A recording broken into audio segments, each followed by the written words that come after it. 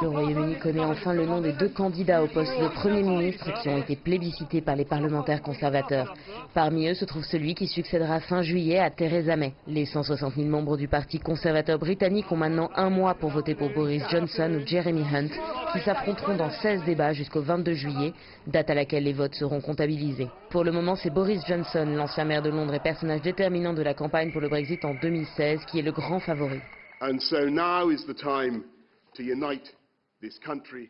Le moment est venu d'unir ce pays et cette société, et nous ne pourrons entreprendre cette tâche que lorsque nous aurons donné suite à la préoccupation principale de la population, cet acte qu'elle nous a demandé de finaliser. Après 3 ans et 2 échéances manquées, nous devons quitter l'Union européenne le 31 octobre. Et nous devons faire mieux que l'actuel accord de retrait qui a été rejeté à 3 reprises par le Parlement. Chaque semaine, chaque mois qui passe, sans que nous n'ayons tenu notre promesse, nous ne nous aliénons pas seulement nos partisans naturels en les poussant dans les bras des partis insurgés, mais nous donnons raison à tous ceux qui pensent que les politiciens sont incapables de tenir leurs promesses. Boris Johnson se veut le candidat proche du peuple anglais et son positionnement plaît beaucoup. Cependant, il ne fait pas l'unanimité. Il n'est pas opposé à une sortie sans accord de l'Union européenne qu'il préfère à un nouveau report ou à l'accord de Theresa May. Il est également connu pour son franc-parler et ses déclarations controversées qui lui attirent les foudres de certains hommes politiques. Cet homme ne peut décemment pas endosser cette fonction. On dit que la grandeur d'un homme se mesure face à l'adversité, pas dans le confort. C'est une période d'adversité.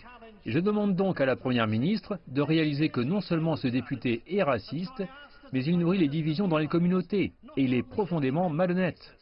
Jeremy Hunt est donc un choix beaucoup moins controversé qui a le respect de ses pairs et de son parti. Mais il est loin d'avoir été autant plébiscité que Boris Johnson, principalement à cause de son passé de Remainer.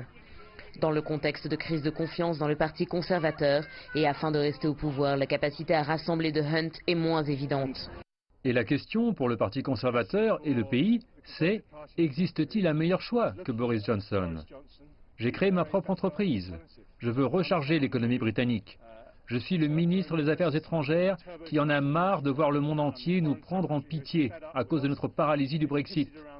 Je veux régler cela et marcher la tête haute. J'ai dirigé la NHS. Je suis un réformateur social. Je veux éliminer l'analphabétisme dans notre société.